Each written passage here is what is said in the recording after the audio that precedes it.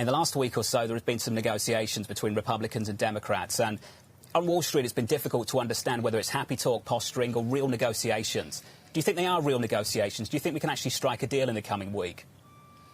Well, I can't forecast that, Jonathan. That's a tough question. It's the right question, but I can't forecast it. I can tell you, as I said earlier, business is going on in the White House. Secretary Mnuchin is expecting to have discussions with Speaker Pelosi today. I spoke to Stephen very early this morning about a number of matters. We're still apart on our asks. They're, in our judgment, asking for a lot of extraneous things that have nothing to do with COVID and the economy. The split has narrowed somewhat, but it's still wide enough. And I would just make this point. As I've said before, I don't believe our recovery is dependent on an assistance package.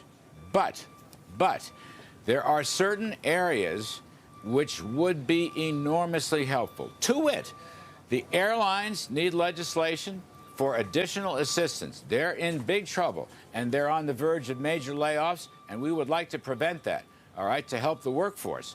Secondly, we should be extending the payroll protection plan for small businesses.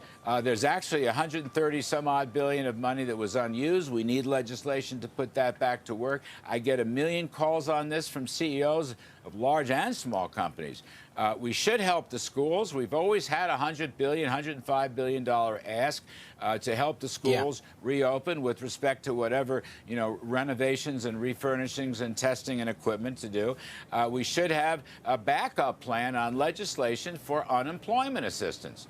All right, we've gone into our executive order. We put out the extra $300. That's not going to last forever. I don't understand why our friends on the other side of the aisle cannot agree to these 5 or 6 basic issues that virtually everybody agrees with. Why? Zero is not going to help. All right, $1 trillion or $1.5 trillion would be very helpful. And if we need more later, we can come back later. But you've got to have some sense of compromise here to help Americans who genuinely need help. This is not extraneous spending. This is emergency relief spending. We have been pushing this from day one in these recent talks. Let's just get it done. Yeah. And other stuff that's out there, more political or ideological, fine. I respect that. But let's deal with that in separate pieces of legislation at a different time.